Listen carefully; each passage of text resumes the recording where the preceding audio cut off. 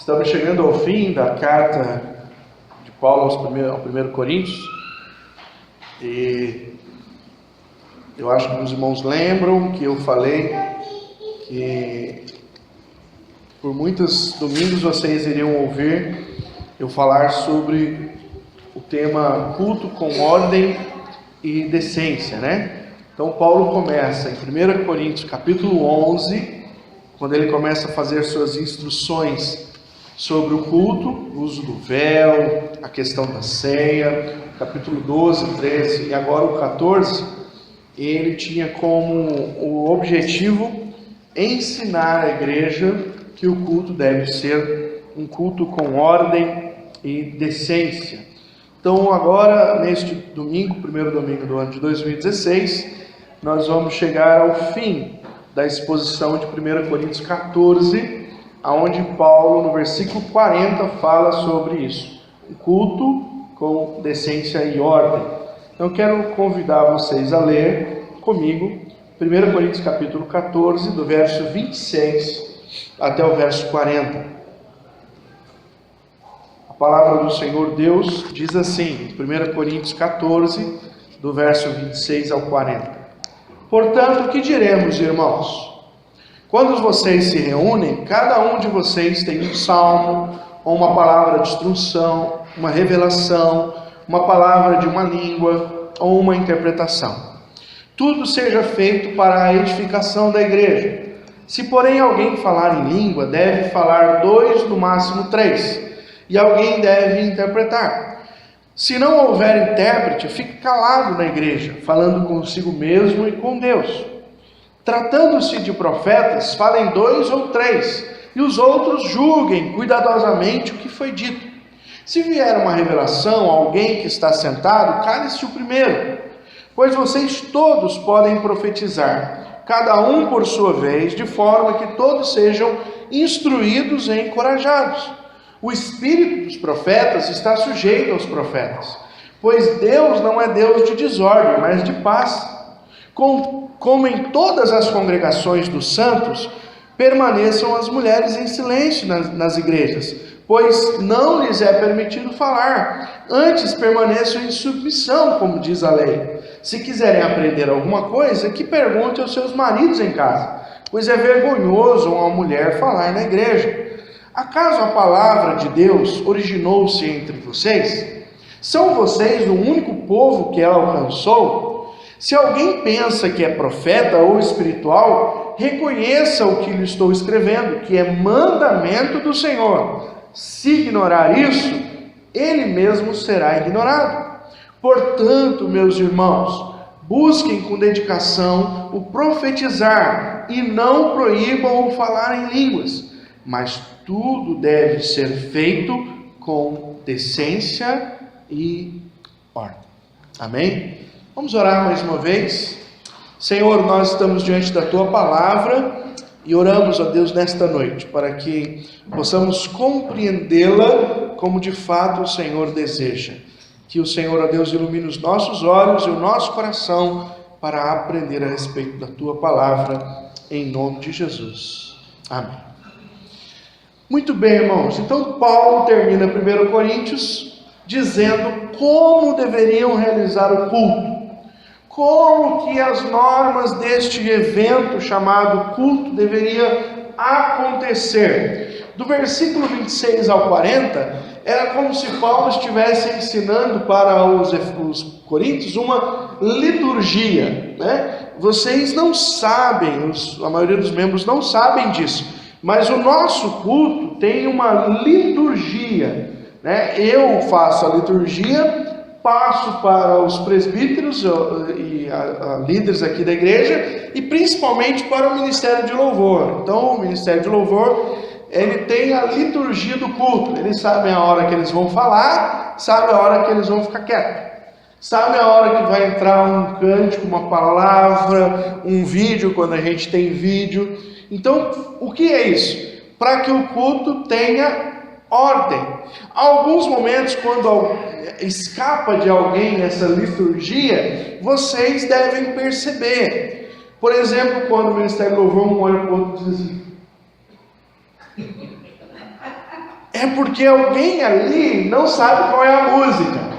Ou quando eles olham para mim, como hoje, o Eliezer falou: entrega o coração, pastor. Eu falei: tá bom, irmão, amém, vou entregar. Porque ele estava querendo me dizer qual era a música que eu deveria colocar ali. A ordem que eu sempre dou para o Ministério Louvor é: escalem as músicas, façam toda a ordem e coloquem do lado do computador, porque quem for mexer no computador, na maioria das vezes eu, não fico assim com cara de ó, né? E assim também é quando eu vou fazer o culto e não passo para eles, eles ficam agora, a gente senta, levanta, faz o quê? Então isso tem que ser feito com ordem e decência.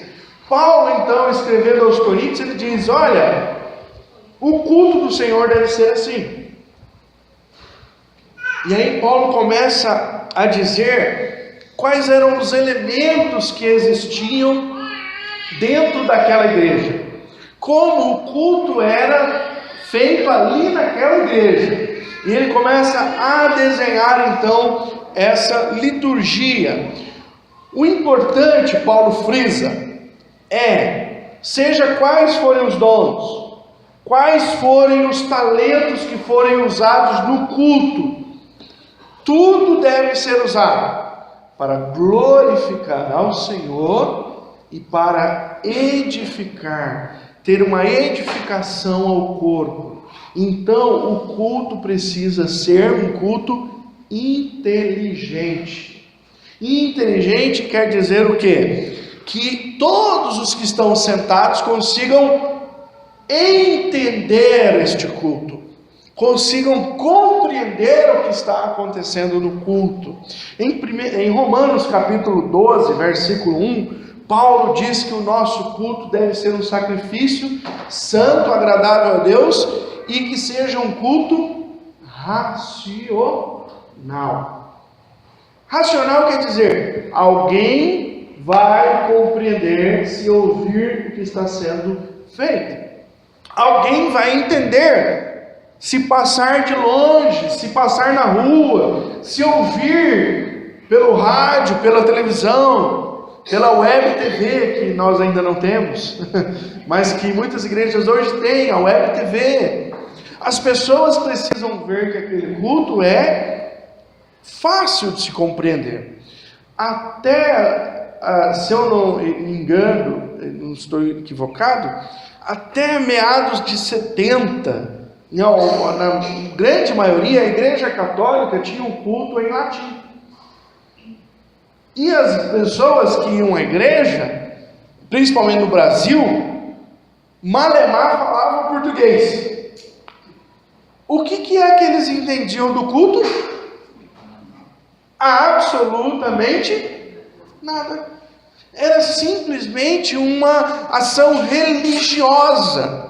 Eles iam ali e eles passavam aquele tempo na igreja e eles entendiam, ou pelo menos criam, que tudo aquilo que o padre falava tinha a verdade contida, e eles recebiam aquilo como se fosse um mantra sobre a vida deles.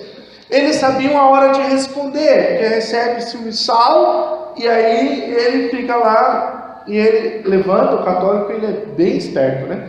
Ele sabe a hora de levantar, ele sabe a hora que ele faz o crucifixo inteiro, quando ele faz só na testa.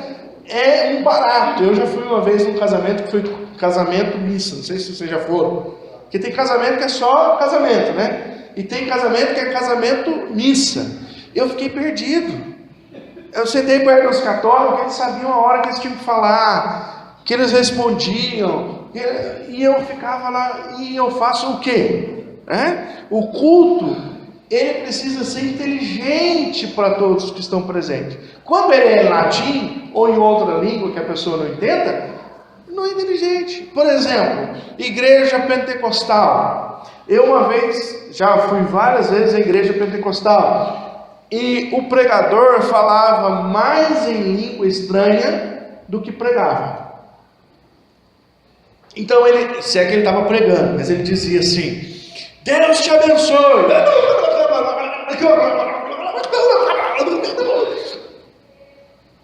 E você fica assim, e agora? O que está rolando ali em cima? Porque você não entende, você não compreende. Então Paulo está dizendo o seguinte para a igreja de Corinto: eu quero ensinar vocês a fazerem um culto, aonde o culto vai ser usado, o que vocês têm aí, o potencial de todo mundo dessa igreja, e esse culto tem dois viés. Primeiro, esse culto tem que adorar Deus. Deus tem que ser engrandecido em todo culto. Ele tem que ser louvado. O culto não é para nós, o culto é para Deus. Agora, no segundo viés do culto, o culto precisa ser inteligente, porque todo mundo que ouve tem que compreender. As músicas precisam ser na nossa língua. Imagine o Alexandre que chegou agora dos Estados Unidos, chega aqui e quer cantar em inglês. Tem que jogar o sapato dele, não, brincadeira.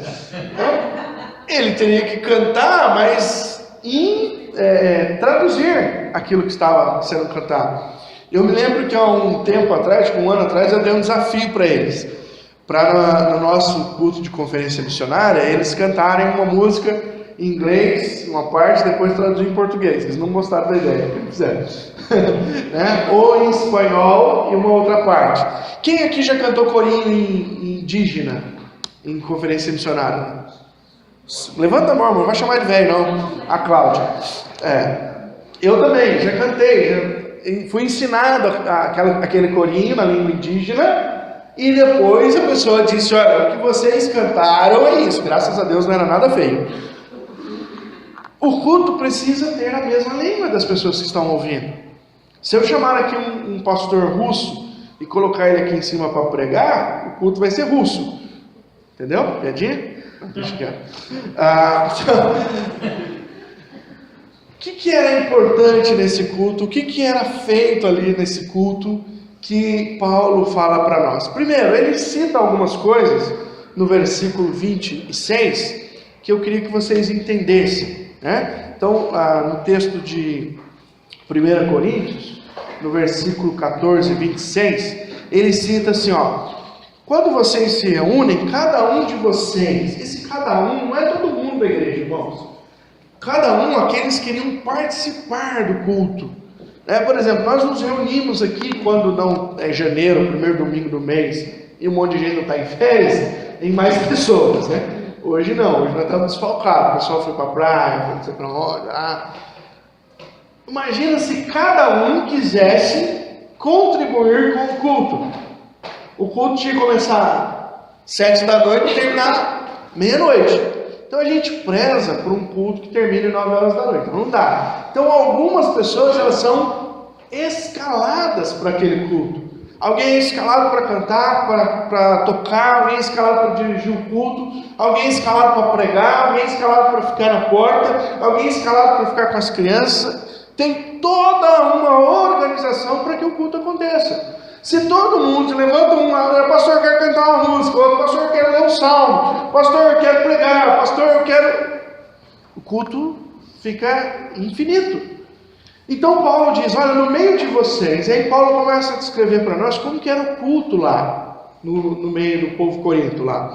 Então ele vai dizer para nós no versículo 26, tem salmo, palavra de instrução, uma revelação, ou uma palavra de uma língua, ou uma interpretação. Então nós vemos aqui 4 elementos básicos que existiam no culto de Corinto. Quando Paulo diz que existe um salmo, salmo quer dizer louvor. Então, aqui a ideia é que alguns usavam o tempo para compartilhar o louvor, através de instrumentos ou sem instrumentos, para glorificar ao Senhor. E muitos louvores eram de autoria própria de quem ia cantar.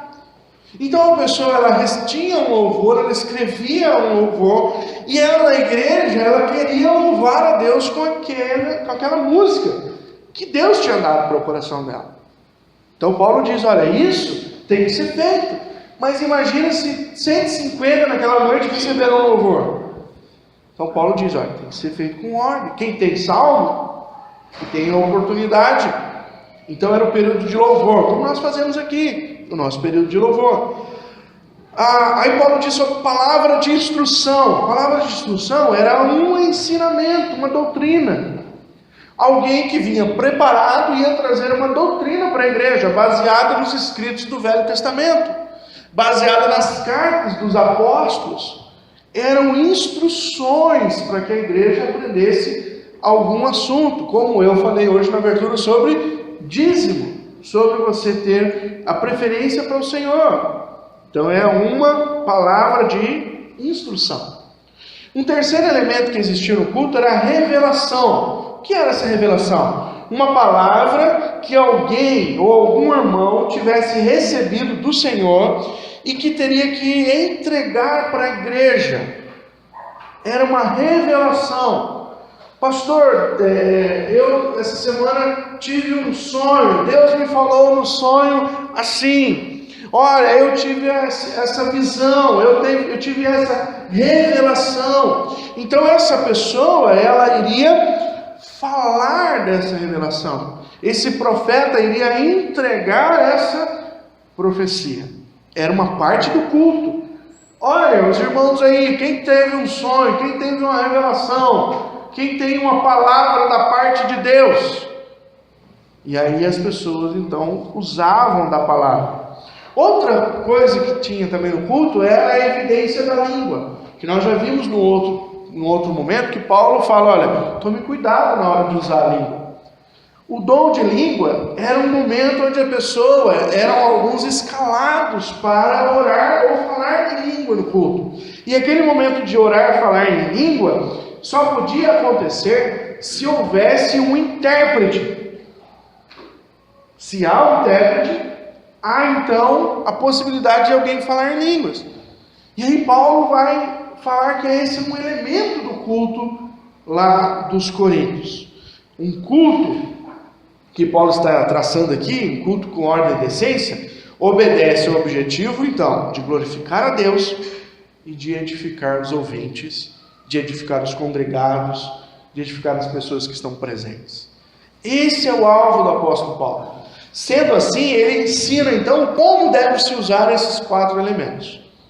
Eu queria ver rapidamente com vocês nessa noite. Primeiro, o uso do dom de línguas. Está no versículo 27 ao 28. Como que um dom de línguas pode ser usado dentro de uma igreja? Como? A palavra de Deus nos diz. Primeiro, que se fale no máximo 3 por culto. Isso, falar 3, não é 3 ao mesmo tempo.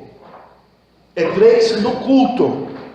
Então, naquele momento do culto, eram convidados 3 pessoas que tinham o dom de língua, para que eles pudessem falar em línguas, ter um momento do culto onde eram línguas. E se houvesse, o irmão, então, vou usar aqui exemplo, para ficar mais claro. O irmão Elias tem o dom de língua. O irmão Elias levanta e ele começa a orar em línguas. Se na igreja tem alguém que interpreta e levanta e começa a interpretar o que o Elias está dizendo, pode-se continuar. Se o Elias começa a falar, olha no relógio, 15, 20 segundos, ninguém levantou, o pastor, líder do culto, irmão, pode ser. Você não precisa mais falar. Então passava para o outro e para o outro. Se os 3 falassem e não houvesse interpretação, irmãos, Deus não queria usar as línguas estranhas naquela noite para falar com ninguém. Acabou o momento da língua estranha. Era com ordem e decência. Tinha organização no culto. Ao falar em língua, só continue se houver intérprete. Versículo 27 e 28 também. E caso não consiga ter intérprete, o que a pessoa devia fazer? Está no versículo 28. Sente, fale consigo mesmo e com Deus. Não era proibido o Moisés continuar orando em línguas, mas ele ia ter que sentar. Agora ninguém podia mais ouvir ele falar em línguas, então ele ia baixar muito bem o volume dele. E a língua agora é um dom dele que faz o quê? Fala com Deus em mistérios. Lembra que nós vimos essa descrição do talento do dom de língua? a um dom que fala com Deus em mistério, se edifica a si mesmo. Ele está num ponto lá, tem um monte de gente. Quem está sendo edificado por Deus? Ele. Quem está falando em mistério com Deus? Ele. Não tem quem interprete? Abaixa o volume, irmão. E o culto seu, junto com todo mundo, continue glorificando a Deus da sua maneira. Não é proibido falar em línguas, mas não pode ter, desculpa a expressão, o barraco. Todo mundo falando ao mesmo tempo, aquela barulheira toda. Quem já foi à igreja pentecostal, o pastor tem um sino no púlpito. Já viram isso? Uma campainha. Que os irmãos vão... Aí o pastor vai... Tipo assim, eu quero falar. Eu quero falar. Já deu a hora de vocês. O que é isso, irmãos? Com todo respeito aos nossos irmãos pentecostais, é um desrespeito à palavra de Deus e ao ensinamento, como deve ser usado o dom de línguas. Ordem e decência. Não é proibido, mas tem que ser usado da maneira correta. Então, o dom e o uso de línguas no culto público tem que ser feito dessa maneira. Ah, pastor, mas eu convidei 3, 4 irmãos para orar em casa lá e eu... O problema é você.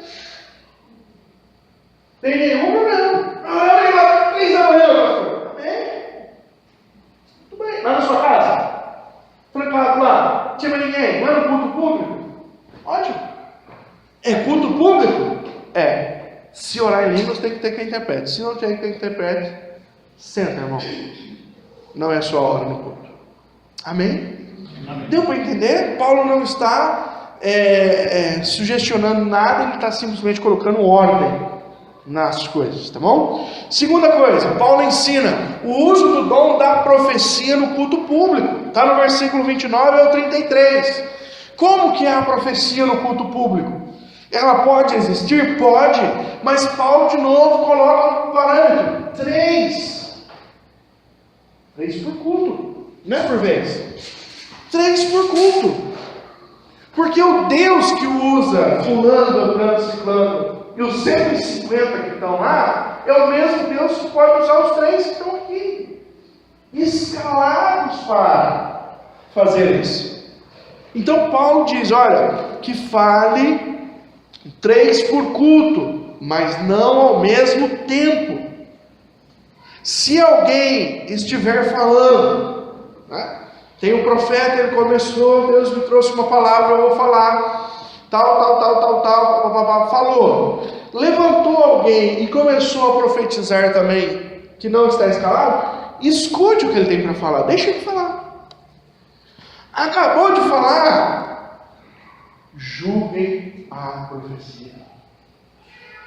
Irmão, é impressionante, mas a palavra de Deus dizia, tome cuidado.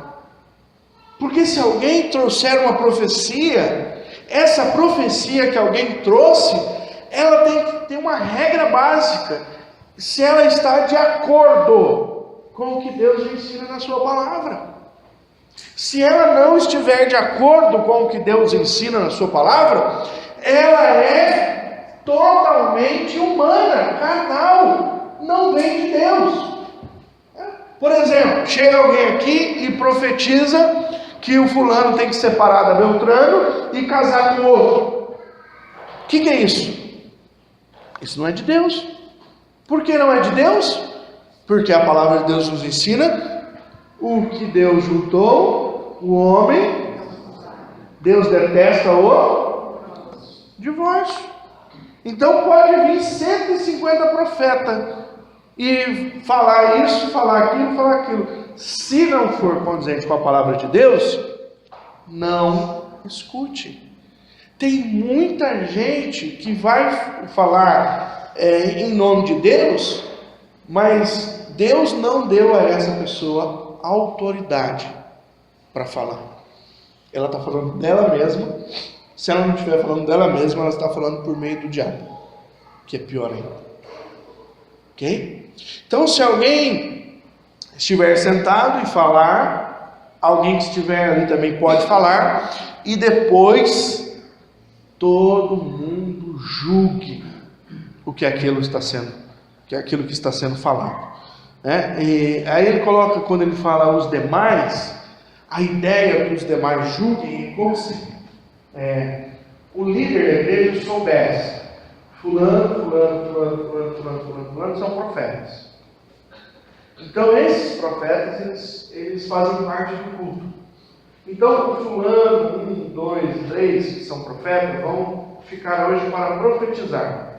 O fulano profeta 4, 5, 6, 7, 8, 9, 10 vão ficar ao lado para ouvir a profecia que surgir no culto, se surgir, e eles vão julgar se aquela profecia vem de Deus ou não. Novamente lembramos nossos irmãos pentecostais, e eu já vi isso, já vivi isso na pele, com questão de profecia. Deus mandou te falar isso. E eu falo: comigo não confirmou nada disso. Cuidado, porque às vezes Deus nem sabe, entre aspas, que aquele está falando o nome dele. Muito cuidado. O Velho Testamento dizia o seguinte: se o profeta falar e a palavra não se cumprir, o que tem que falar, dizer com o profeta? Apedrejar o profeta. Tem um cara que se diz apóstolo, né? Agora na televisão, não sei o que, Duque. É o da vez agora, está fazendo mais sucesso. Certo? Trocando elogio, não sei o que e tal. Rogério Duque, sabe? E espalhafatoso, esses dias ele estava de roupa de pano de saco e tal, e já pegaram um monte de profecia dele que não deu certo e tascaram na internet. O que isso quer dizer? Que alguém que Deus não chamou para ser profeta está usando do termo profeta para falar mentiras em nome de Deus. E como ele está na época da graça, a gente não pode apedrejar aqui. Mas devemos denunciar. Então, se tem profecia, tem que se cumprir. Se não se cumpriu, é falso profeta. Se é falso profeta, fecha o ouvido. Não dê atenção, porque não fala em nome de Deus. Fala em nome da sua própria vontade e do seu ego. Toda profecia tem que ser julgada, assim como toda pregação. Se eu prego alguma coisa, aqueles que ouvem têm o direito de julgar o que eu prego. E se não estiver de acordo com a palavra de Deus, tem todo o direito de não ouvir aquilo que eu estou pregando. Tá? Qual era o objetivo da pregação e da profecia pública? O objetivo da profecia é que toda a igreja seja instruída e encorajada. Esse é o objetivo da profecia. Não era para que o profeta fosse: profeta, olha, ele sabe, olha, não. O objetivo é que a igreja seja instruída e encorajada.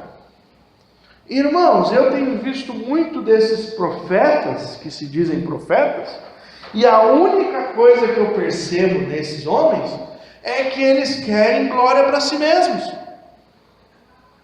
Eles querem que o nome deles seja cada dia maior. Eles querem enriquecer. Esse Duque agora fez no último mês de dezembro a campanha de deu o seu 13º para o Senhor.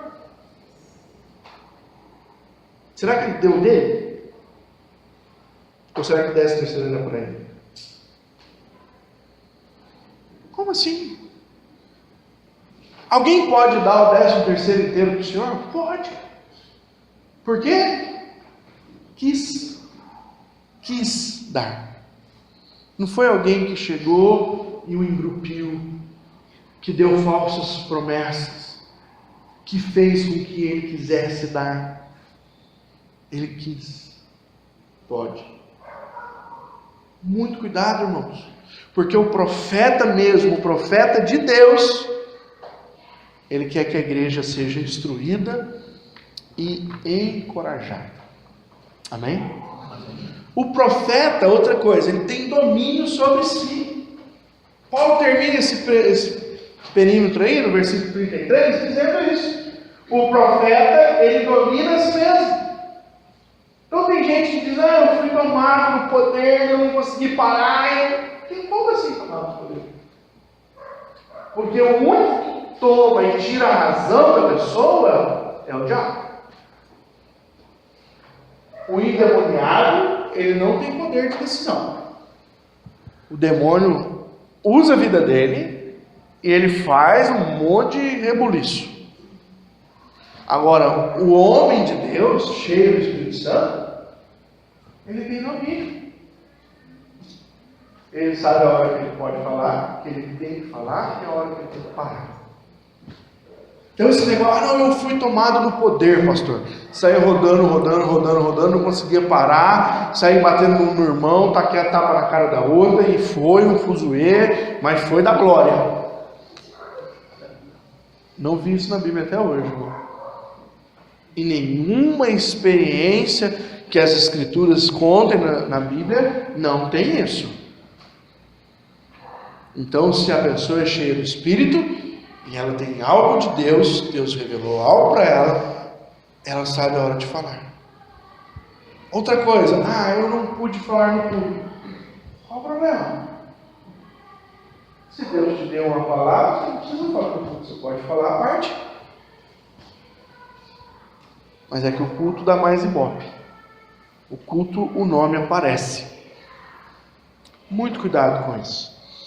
Terceira coisa que Paulo diz aí, as mulheres vão ficar bravas com o apóstolo Paulo. Do versículo 34 e 35, Paulo fala sobre a participação feminina no culto. E ele é claro, a participação feminina é proibida no culto público. Aí as pessoas dizem, Paulo era machista. Não, irmãos. Paulo nasceu por volta do ano 27 a.C. Paulo vivia numa outra época. E naquele momento, naquela época, segundo as tradições daquele ambiente, uma mulher falando em público desonrava os homens que estavam ali. Ok? Então, por exemplo, hoje quem ministrou louvor foi a irmã André, certo? E o irmão Eliezer auxiliou a irmã André. Se fosse naquela época, não podia. Por quê? Se ela ministrasse o louvor e ele estivesse junto, estava desonrando o Eliezer. Se uma mulher assumisse a liderança do culto, estava desonrando todos os outros homens. Era como se a mulher assumindo o culto dissesse, seus bananas, vocês são banana. Eu estou aqui na liderança e vocês estão aí sentados me escutando. As mulheres, Paulo diz, devem ser discretas e não podiam assumir liderança no culto. Por isso a orientação de Paulo para que ficassem quietas. E se quisessem aprender algo, e aqui é algo muito interessante, as mulheres eram menos estudadas do que os homens naquela época. Muitas vezes o homem ia para a escola estudar, e a mulher era ensinada em casa no máximo pela sua mãe. Principalmente no meio hebraico, o menino fazia 12 anos e ele ia para a escola hebraica. E a menina fazia 12 anos e ela ia para o fogão hebraico. Para a pia hebraica. Ou seja, a função feminina era cuidar do lar. A função do homem era exercer o sacerdócio. Se a igreja naquela época invertesse isso e colocasse a mulher para exercer o sacerdócio e os homens na pia, graças a Deus não é possível, ficava em desacordo com a comunidade. E isso iria dificultar que as pessoas entendessem a palavra de Deus.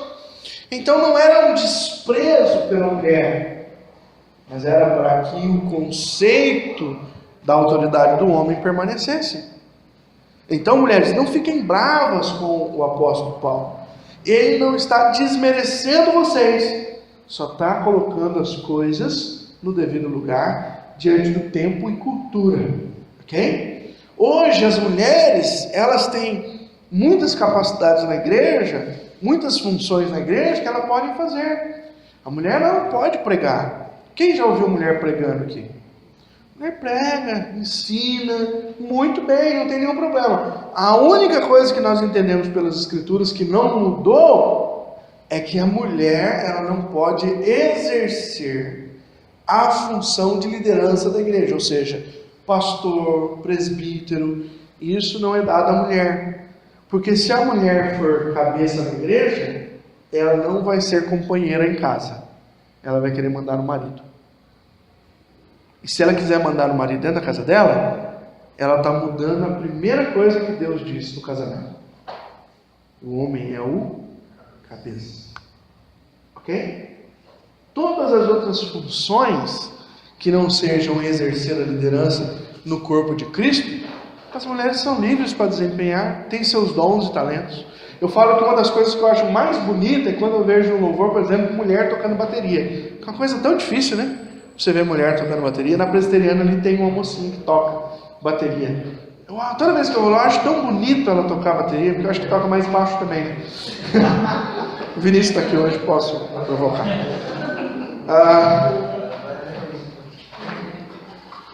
Por quarto e último, irmãos, Paulo vai falar sobre um problema na igreja que estava sendo evidenciado no culto, e está no versículo 39 e 40, a soberba que existia no meio dos irmãos lá em Corinto. Paulo, ele usa a ironia quando ele diz o seguinte no versículo 39.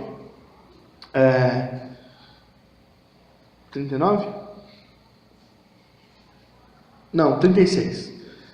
Acaso a palavra de Deus originou-se entre vocês? São vocês o único povo que ele alcançou? 37.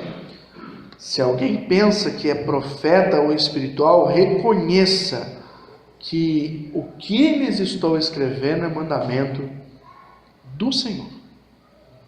A palavra do apóstolo Paulo aqui é dura, no versículo 36 ao 40. Por quê?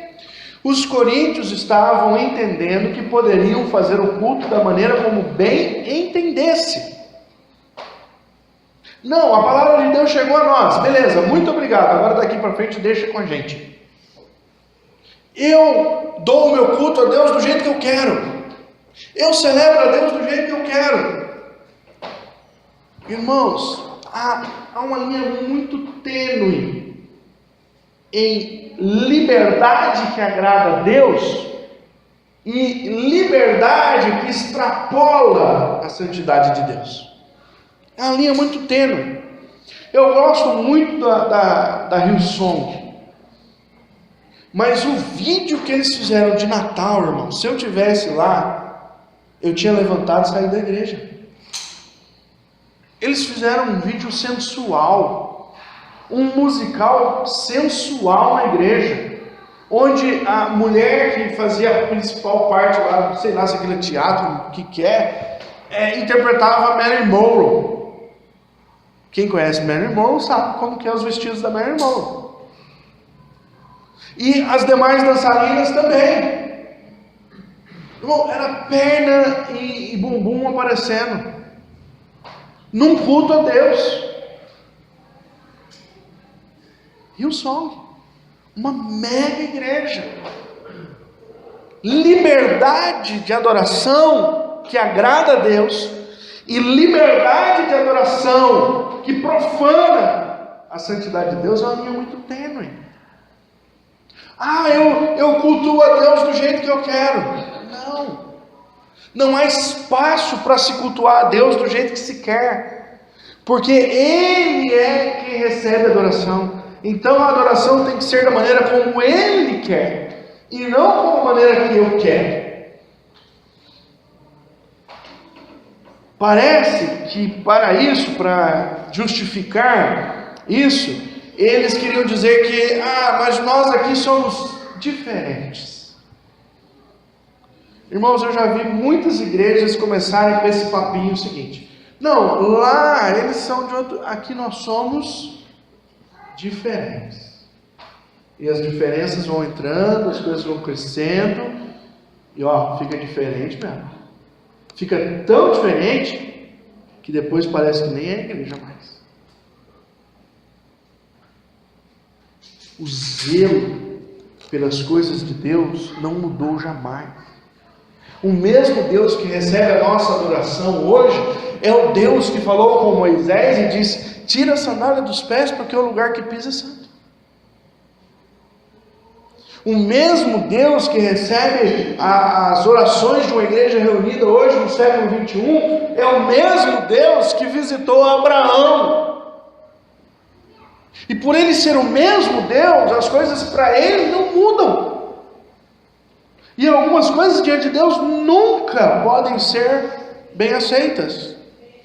Aqui, irmão, é onde a cultura precisa se moldar a palavra, e não a palavra se moldar a cultura do povo.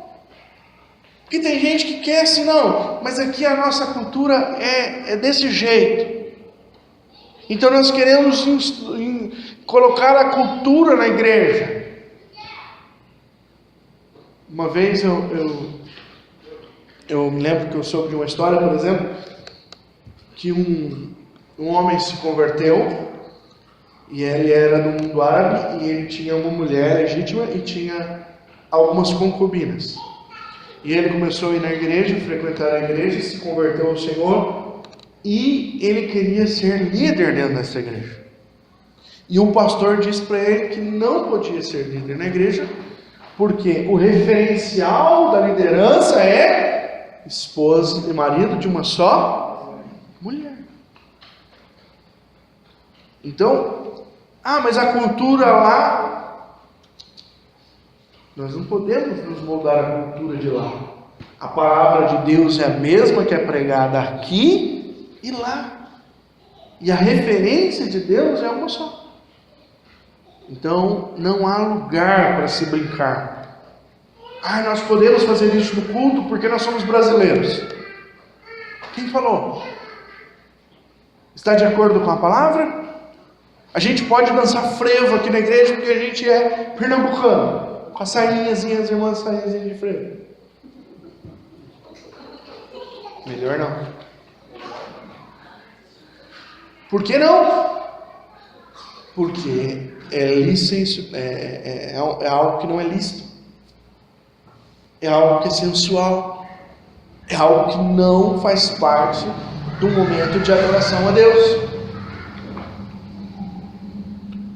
Por isso Paulo orienta que aqui ele pega pesado, porque ele diz assim, se alguém não me escutar, se alguém ler isso, mesmo dizendo ser profeta, mesmo dizendo ser espiritual, se alguém não ouvir isso que eu estou falando, porque eu estou falando mandamento do Senhor,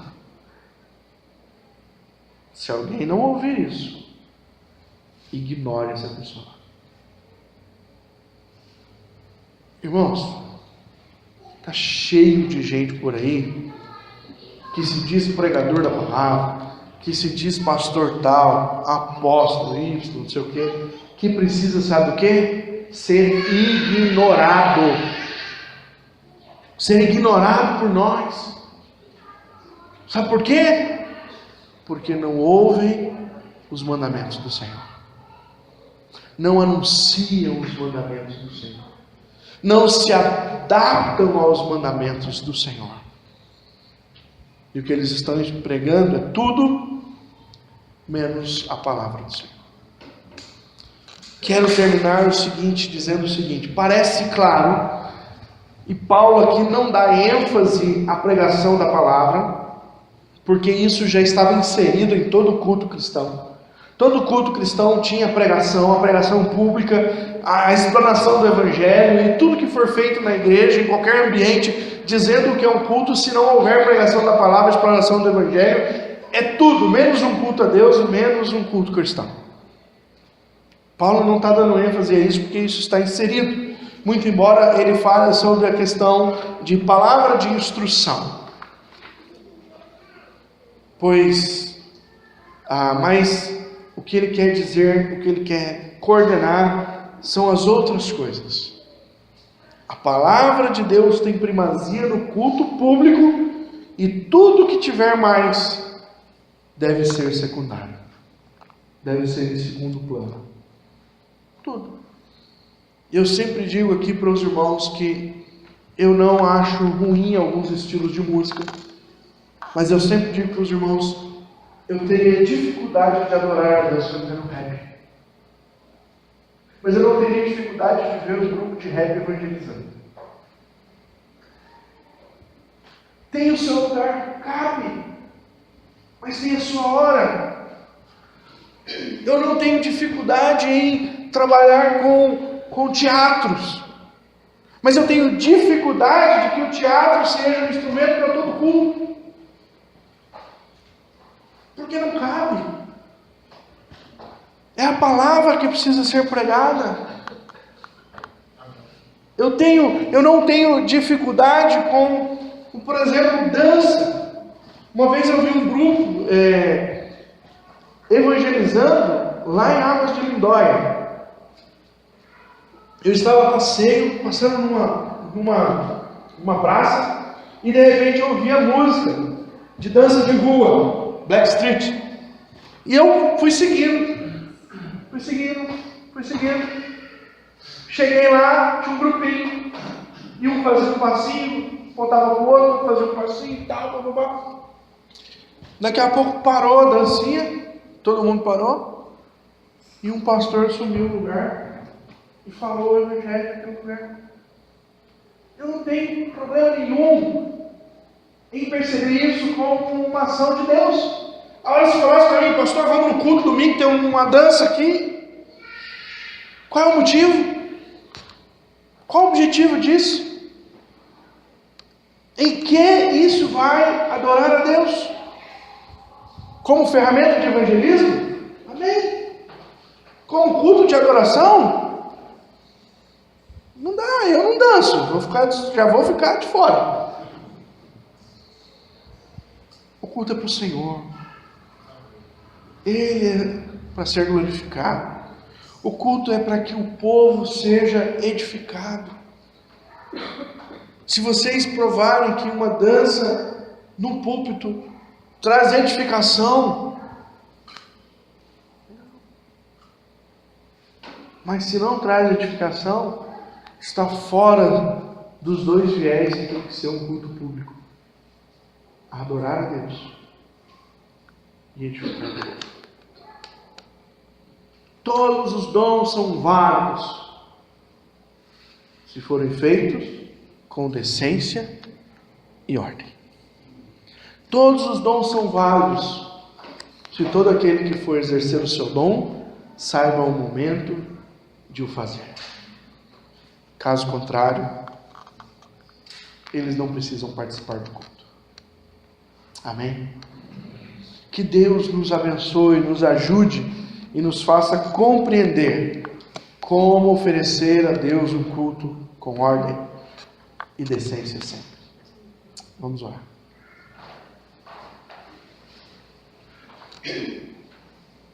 Senhor, nós te louvamos pela palavra do Senhor que sempre nos instrui. Sabemos que muitas vezes é complicado discernir a tua palavra.